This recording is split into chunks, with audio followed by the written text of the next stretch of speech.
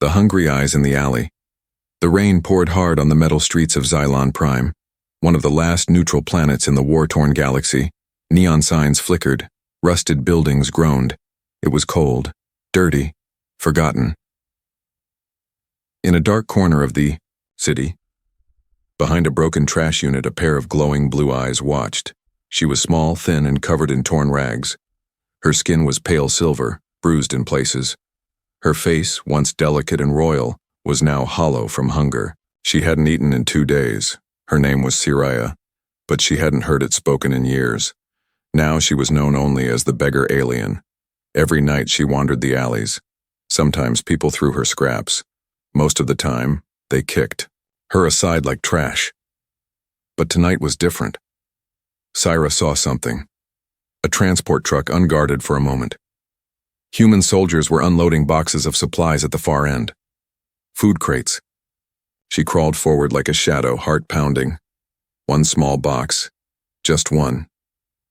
She reached the back of the truck and slipped her skinny hand inside. Her fingers touched something soft. Bread. She didn't hear the boots behind her. Hey. A human soldier barked, raising his plasma rifle. Siraya froze. Another soldier grabbed her arm and yanked her back. Her small frame hit the ground with a thud. She coughed, holding the bread tight. A third soldier pointed his weapon at her head. Stealing. From a military convoy?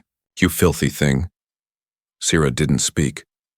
She looked up slowly, her glowing eyes locking onto the man standing in front. The squad leader. His armor was scratched, face unshaven. He looked like he'd seen too many wars. His name was Captain Jace Thorne. Something in her eyes made him hesitate. The other soldiers shouted, "Sir, she's alien, a beggar. She probably has trackers or poison. Let's just end it." But Jace didn't move. Instead, Siraya did something strange. In a broken, ancient dialect, not spoken by humans in over a century, she whispered, "Your soul burns, but your heart still remembers. I see the fire behind your eyes, the air." Soldiers looked confused, but Jace, he stepped back, shaken. "How do you know that language?" he demanded. Siraya looked down. "Because I was taught by someone who once loved your kind." Jace stared at her. This language wasn't public. Only old human scholars or royalty from the ancient Zenthari Empire knew it. And that empire had fallen decades ago. He lowered his weapon. "She's coming with me." "Sir, are you serious?" "She's no threat. She's coming. Now." The soldiers hesitated but obeyed. Siraya didn't resist. She stood slowly, clutching the bread. Her legs shook. She almost fell. Jace caught her. That one touch, firm but gentle, made her flinch. She wasn't used to kindness. Later, inside a hidden supply warehouse near the base, Jace sat her down on a metal crate. He threw her a towel. "Clean yourself. Up. You smell like rust." Sira nodded. He watched her from a distance. She was quiet. Not once did she beg, whimper, or ask for help. She ate slowly, with grace, like a forgotten princess. "Who are you?" he finally asked. "No one," she replied. He narrowed his eyes. "You spoke the language of the old world. That's not no one." Sira didn't answer. She just looked at him. And for a moment, Jace felt like she was the one seeing, through him. This wasn't just a starving alien girl. Something was hidden behind those hungry eyes. Something dangerous. Something royal. Something sacred. But Jace didn't press. He walked away. And for the first time in years, Sira slept under a roof. But the galaxy would soon learn that the beggar girl in the alley was not who she seemed. Not at all. Shelter in the barracks. The sun never really rose on Xylon Prime, just a dull gray light that seeped through the toxic clouds. Inside the old warehouse Jace used for storage, a strange silence hung in the air. No guards, no cameras, just metal crates, broken lights, and secrets. In the corner, wrapped in a blanket that smelled of oil and smoke, Cyrea lay curled up like a wounded animal. Her body was weak, but her eyes stayed open, always watching, always listening. Jace entered with 2 cups of synth tea. He didn't know why he brought the second one. He just did. She looked up as he approached, but didn't speak. He handed her the cup. "No poison," he said with a smirk. "At least not for me." Cyrea stared at the tea, then slowly took a sip. Her hands still trembled, but her movements were soft, almost regal. "Why aren't you asking questions?" she asked softly. "I should," Jace replied. "But I've learned some questions answer themselves." He sat down on a crate nearby, studying her like a puzzle. "You speak dead languages. You carry yourself like you used to rule something, but you sleep like a hunted dog." Cyrea said nothing. Jace leaned forward. "You're not just some beggar alien." Her reply was quiet. "I was more. Long ago." Over the next few days, Jace kept her hidden. He made excuses to his unit, sneaked in food, and guarded the warehouse like a secret vault. And Cyrea, she surprised him. She cleaned the space, organized supplies, even fixed the broken comm scanner he'd tossed in frustration last week. "How the hell did you do that?" he asked when the scanner beeped back to life. She looked at him. "It's a basic alien relay interface. Old design. Before your kind began, improving things." He raised an eyebrow. "What do you mean, your kind? You talk like we're 2 species at war." "We are," she said plainly. That answer chilled him more than it should have. One evening, the power flickered across the district. The base lost connection with command. Emergency beacons lit up across the sky. In the warehouse, Jace scrambled to reboot the system. Cyrea walked over, calm, focused. She scanned the incoming code on the terminal. Her fingers moved fast, too fast. Within seconds, she decrypted the signals. Jace stepped back, shocked. "That's top-level military encryption. You just cracked it." Cyrea didn't respond. She stared at the screen. Her voice dropped to a whisper. "They're coming. Not for you, for me." Jace's jaw tightened. "Who?" She turned to him. "Do you know what happens when an empire falls, Captain?" He shook his head. "Someone always survives, just long enough to regret it." That night, Jace stood outside the warehouse, watching the sky. Alien warships had been spotted near the moon. Everyone in the city was on alert. He lit a small fire barrel to keep warm. Behind him, Cyrea quietly stepped out, now wearing a cleaner uniform jacket he gave her. She looked almost human in the dim light. "Almost. You should have left me in that alley," she said. He glanced at her. "Maybe. Why didn't you?" He stared at the flames. "Because I've killed enough innocent people in this war, saving one felt different." Cyrea's voice dropped. "I'm not innocent. I don't care." She stepped closer, looking into his eyes. "You will." Jace couldn't sleep that night. Her words echoed in his mind. "You will." Was she dangerous, or just broken? He thought of turning her in, getting her off his conscience. But something inside him refused. She had lost everything. And yet, she never begged, never cried, never asked for pity. She wasn't just surviving, she was waiting. But for what? 2 days later, everything changed. During a patrol meeting, a senior officer mentioned intercepted alien transmissions someone on the planet was broadcasting, in a royal code used by the fallen Zenthari Empire. Only a handful of beings in the galaxy could even understand it. Jace's blood ran cold. Back at the warehouse, Cyrea was gone. The door was open, but she hadn't escaped. No. She left a message on the wall, scratched into metal using the sharp edge of a food can. "They found me." Jace stood frozen, staring at the words. Something about those glowing blue eyes. He finally understood. She wasn't a beggar. She was a target, a symbol, and maybe the last living heir of a forgotten throne. Ghosts of a lost kingdom. She stood in the middle of the field. Wind blew across the dry grass. Tall towers of steel blinked in the distance. Cargo ships flew overhead like silent ghosts. But Syrah didn't move. Her eyes stared at nothing, lost in memories that were not from this world, not from this time. Jace finally caught up, panting. "What the hell are you doing out here?" She didn't turn. "Do you know what this place used to be?" He looked around. An abandoned comm station. Cyrus shook her head slowly. "No. This was once a royal command tower. My father built it. I played here as a child." Jace blinked. "What?" She turned toward him, her face calm but her voice shaking. "I wasn't lying, Captain. I was born a princess. My father, Emperor Varkan of Zenthar, ruled half this quadrant."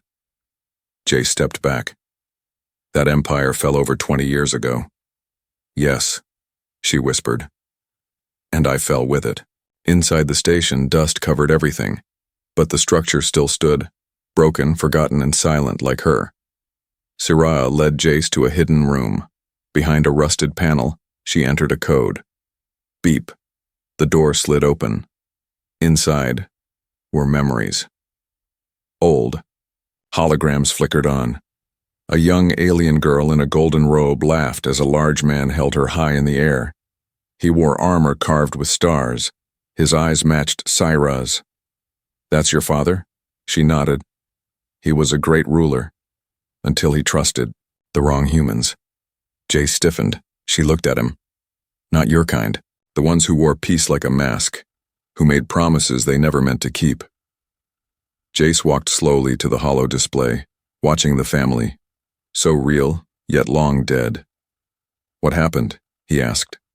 Syrah's face darkened. "They betrayed us, humans allied with rebels from within my own court. They used false diplomacy to get close. And then they poisoned my mother, bombed our capital. My father died defending our escape ships."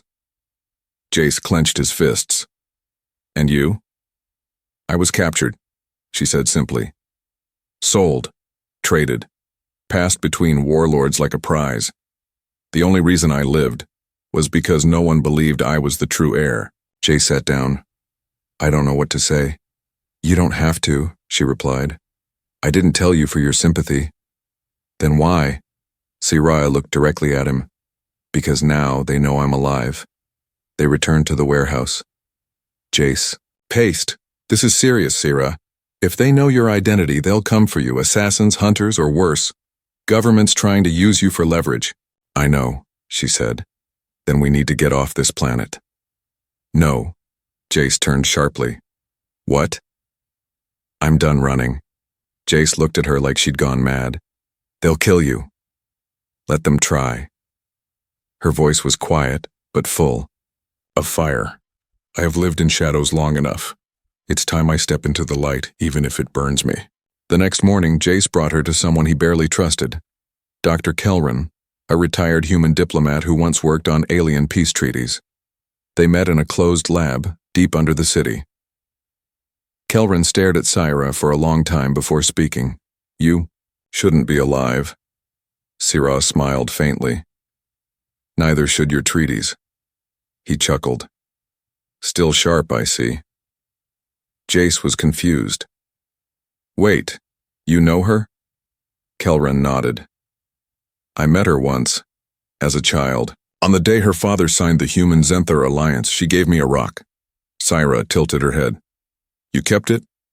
Kelran reached into his desk, pulled out a small, glowing stone. Syrah's eyes widened. "That was my family's crest stone." Jace looked between them. "What does that mean?" Kelran looked serious now. "It means she has the right to reclaim leadership, not of a planet. Those are gone.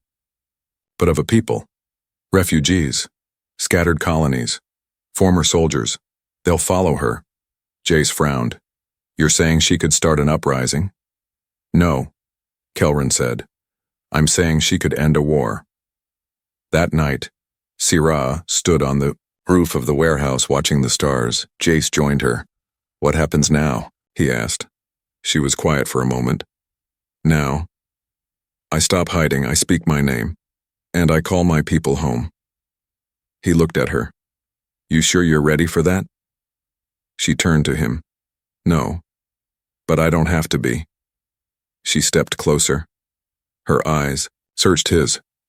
Will you help me, Jace? Not because I'm royal, not because I need protection, but because I can't do this alone. He looked into those blue eyes that once begged, now burned with purpose. I didn't save you, he said. You saved yourself. I just saw the truth before the rest of the galaxy did. She smiled, truly smiled, for the first time. The beggar was gone.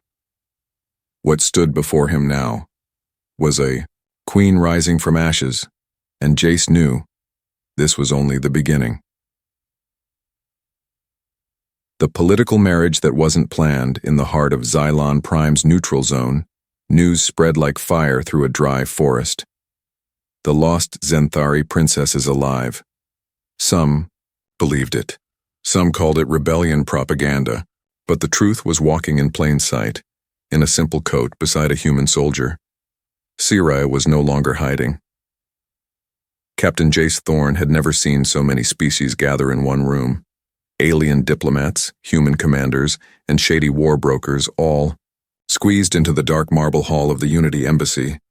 Eyes followed Siraya like shadows, some curious, some calculating, a few afraid.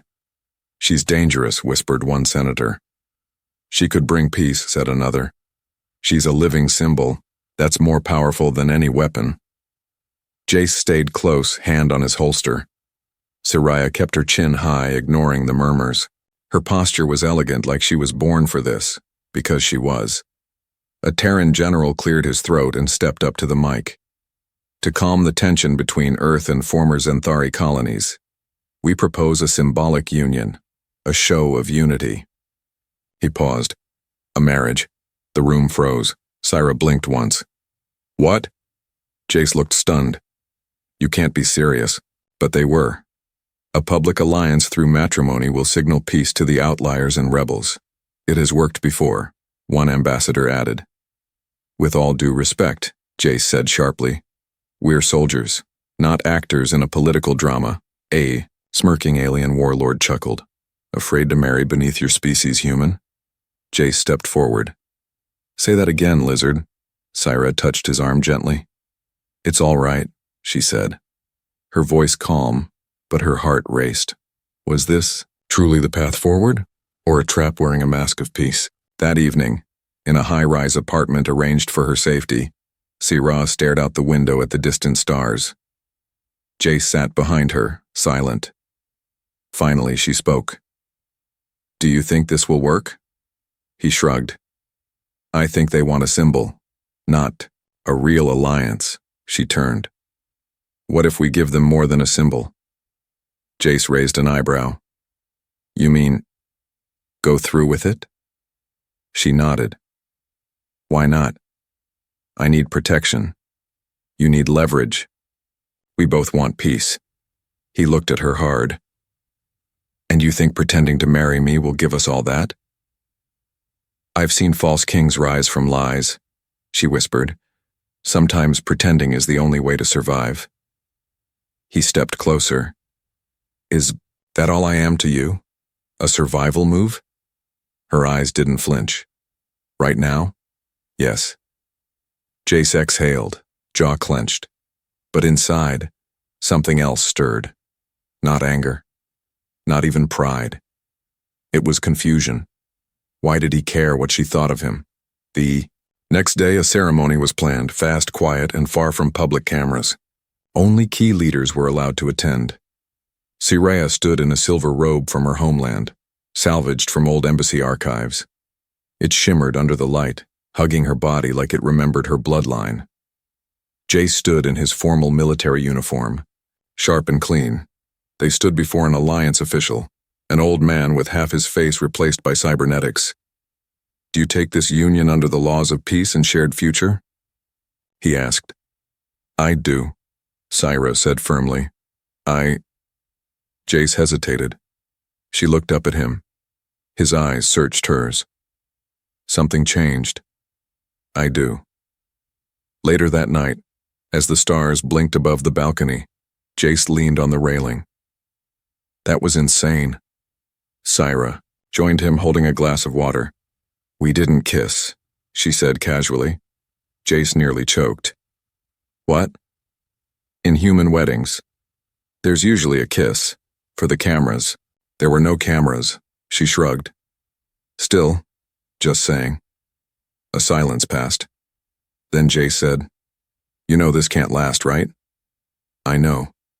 They'll want more. Appearances, public speeches, maybe even children. She turned, her face slightly toward him. Are you afraid of that? Jace smirked. I'm afraid of everything right now.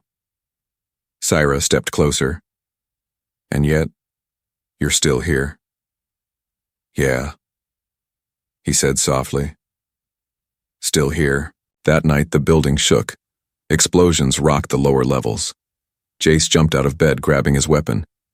Syra was already up, holding a dagger from under her pillow. He looked at her. You sleep with a knife? You snore. I needed protection. Fair. Doors burst open. Masked figures entered, cloaked in black tech suits. Assassins. Jace fired 2 shots, dropping one attacker. Syra stabbed another in the leg, twisted the blade and drove him down. They fought back to back like they'd trained for years, but it wasn't training. It was trust. By morning, 5 assassins lay dead. Blood stained the marble floors. The Alliance called it an internal security breach. Syra called it something else. A message. They're warning me, she said. Stay quiet. Play the puppet. Or die. Jace tightened his grip on his rifle. You're not dying, he said. I'm already dead in their eyes, she replied. But you make me feel alive. He looked at her serious.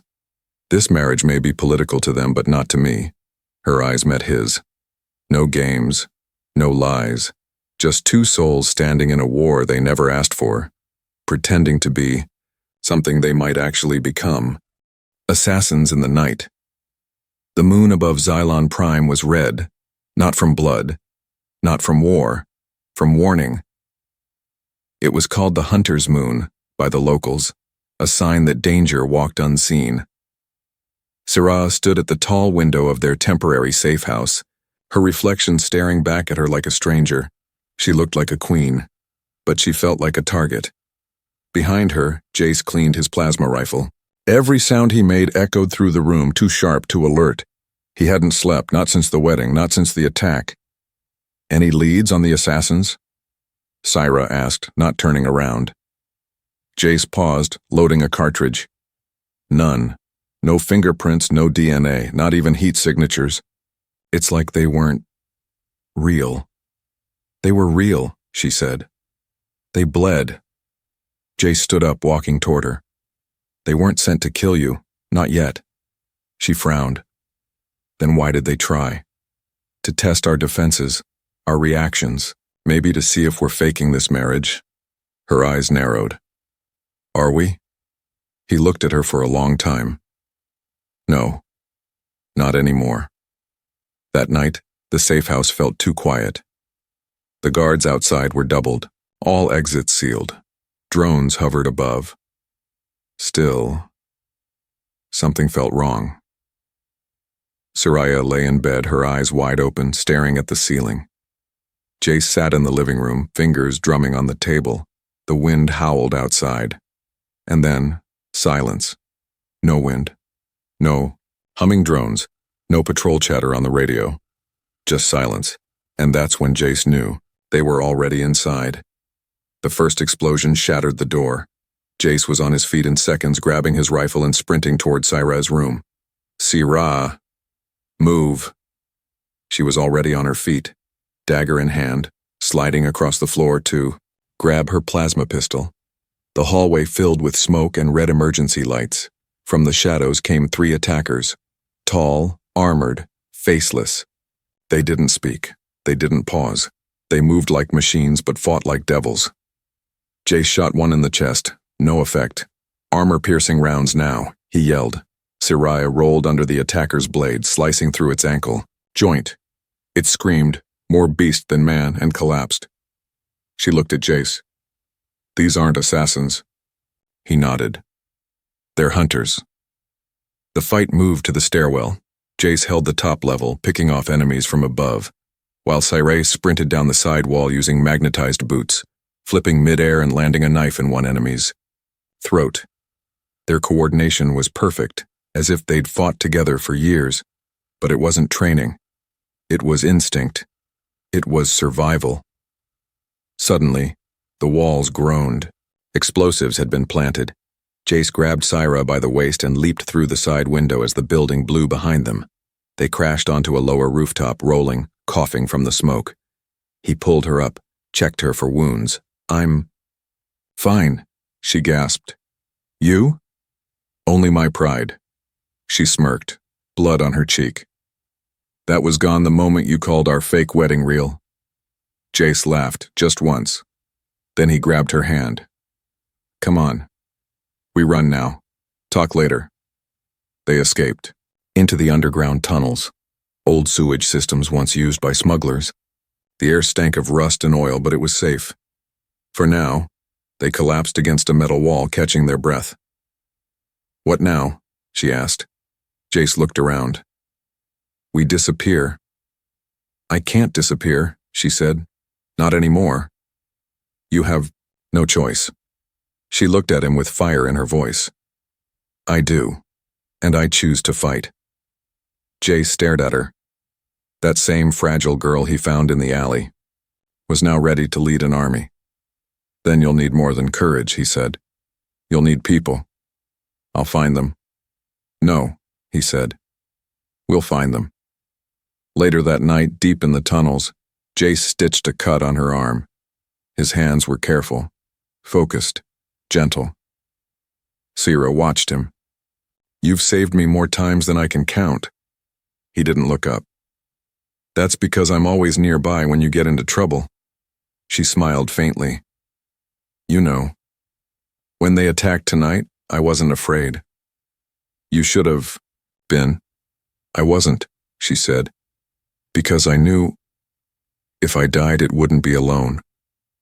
Jace froze, his eyes lifted to hers, and in that moment, between pain, war, blood, and survival, something bloomed. Not passion, not lust. Something quieter, loyalty, belonging, and maybe the beginning of something deeper.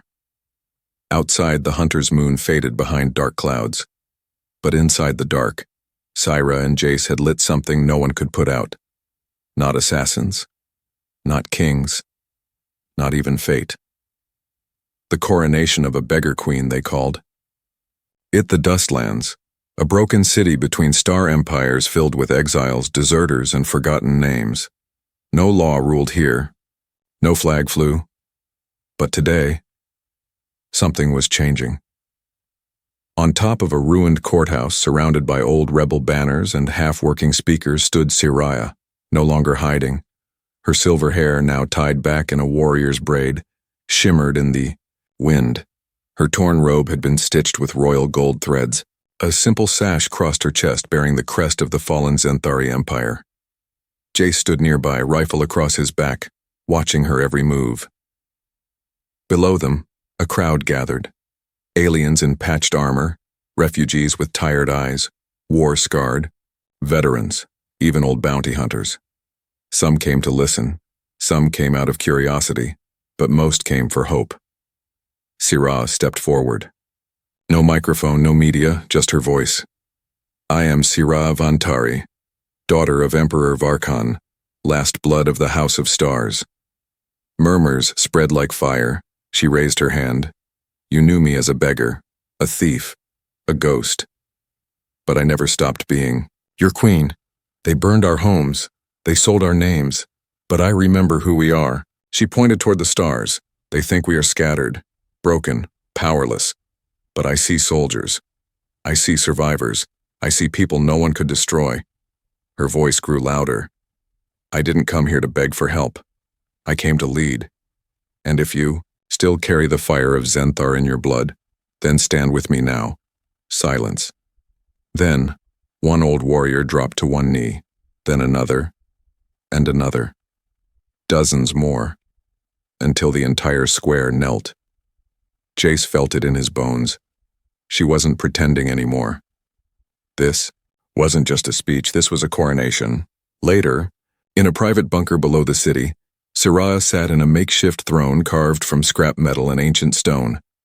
Her face was calm, but her fingers trembled slightly. Jace entered quietly. "You shook the galaxy today," he said. She looked up. "I didn't mean to."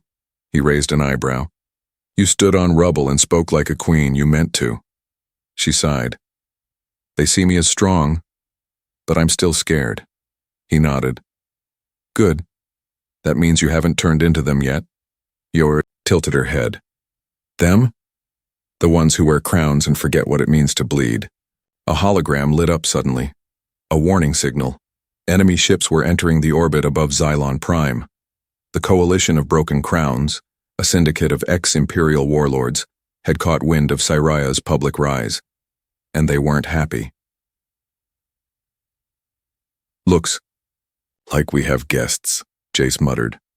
Cyria stood, spine straight. "Then let's greet them properly." Within hours, the Dustlands turned into a fortress. Refugee soldiers armed old tanks. Mech suits were pulled from black markets. Aliens trained, side by side with humans.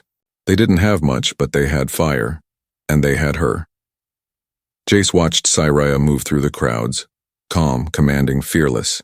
She gave orders like she was born to it, because she was. In one corner, a small alien child handed her a carved, wooden token.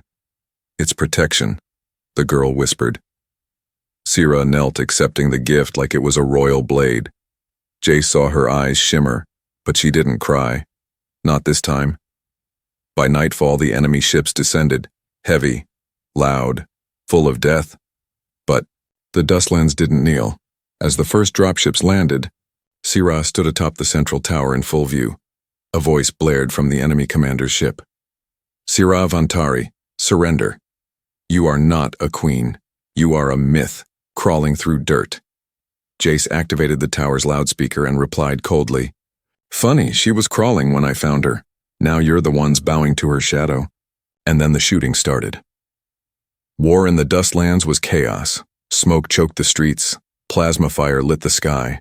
Old mechs roared back to life, clashing with hover tanks. Snipers took rooftop positions. Children were rushed into underground bunkers.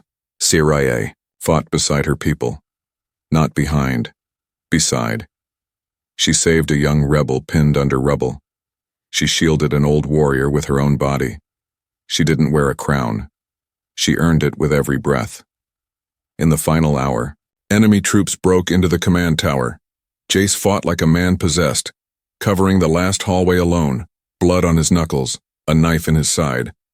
They almost overran him, until Syrah charged in, spear in hand, slicing through 2 invaders. With movements too fast to follow. "Stay with me," she shouted, pulling Jace behind a blast door. He laughed through the pain. "You really are a queen?" She looked down at him, eyes filled with both fury and fear. "No," she whispered, "not without you." The battle lasted through the night. By dawn, the Dustlands still stood, and Syrah stood on its ashes, not broken, but crowned by fire. The people chanted her name. Jace sat nearby, wounds patched, watching her rise. "She was a beggar once," one soldier whispered. Jace smiled. "Now she's a legend." From dirt to destiny. The Dustlands didn't burn, they glowed. Ash floated through the sunrise like falling petals. Walls were cracked, ships half destroyed, and bodies lay wrapped under banners, both enemy and ally. But the flag that flew above, the main tower was clear, a tattered golden crest of the Zenthari bloodline, held together by new human steel. Syrah stood before the people once more, not on a throne, not on a screen, just on her feet, with scars on her hands and fire in her voice. "I am no longer the girl who begged in the alley," she said. "I am the woman who bled with you, fought with you, and if needed, We'll die beside you." Cheers echoed across the ruins. But this time it wasn't just respect. It was devotion. Later in the rebuilt war room, Jace leaned over a table littered with datapads. A new map of the galaxy glowed in front of him, showing possible alliances. Former enemies had sent coded messages, not of war but of treaty. Syrah entered wearing a simple robe now, no armor. She moved slower, not weak, just tired. The kind of tired only real leadership brings. "More invitations?" she asked. He nodded. One from the Carthan trade lords, another from the Cyrex Peace Federation. Looks like they want to talk. She raised an eyebrow. "Peace talks?" "No," Jace smirked. "They want you to lead them," she scoffed. "I don't want a throne." "You already sit on one," he said. "It's just made of trust instead of gold." They walked together through the recovering streets. Children chased, makeshift drones, alien medics treated wounded humans, shared fires burned at every corner. It was a strange new world, but a better one. A young boy ran up to Syrah and offered a small paper crown, folded from old maps. She knelt and took it gently. "Thank you, little warrior," she whispered. The boy smiled and ran off. Jace watched her with something in his eyes. Not awe, not duty, just something real. That night, for the first time in weeks, they sat alone. No guards, no briefings, no weapons. Just a small rooftop overlooking the dustlands, stars above them. "You ever think about how all this started?" Syrah asked. Jace chuckled. "Yeah, you were stealing bread. I almost shot you." She smirked. "I almost stabbed you. And now you're married to me." She looked sideways at him. Technically, politically, he didn't look away. "And personally?" She paused, then whispered, "That's still being written." A silence passed, but not an awkward one. A quiet, full of everything unsaid and everything understood. Suddenly, a transmission buzzed. Through Jace's wrist device, he checked it. A message from Earth Command. He frowned. "What is it?" Syrah asked. "They're offering full alliance status, equal voice in the Galactic Council. You'd be the first alien to ever sit beside Earth's top generals." She blinked. "And what's the price?" He looked at her. "They want you to officially accept the title of Queen." She froze. Syrah had fought wars. She had survived slavery, betrayal, and near death. But this was heavier. "I never wanted a crown," she said quietly. "I know," he said, "but maybe the galaxy needs someone who never wanted it." The next day, in the heart of the Dustlands, a second ceremony was held. No music, no gold, no fake smiles. Just people, humans and aliens, soldiers and healers, children and old rebels. Syrah stood tall, the paper crown folded by a child still in her hand. She placed it on her head, gently. "I accept no crown forged by blood alone," she said. "I accept this because you believe in me, and I will not let that belief die." The crowd erupted, a queen without jewels, a leader without lies, a beggar who became a legend. That night, as they watched the stars again, Jace leaned close. "You know, I've been thinking." She smiled. "Dangerous. I think I was never meant to lead," he said. "But maybe I was meant to stand beside the one who does." She turned to him fully. "I never wanted to fall in love with a human," she said. He grinned. "And yet?" "And yet," she whispered, "here we are. From the alley to the throne, from hunger to honor, from dirt to destiny." This was her story, but it was their future now, together.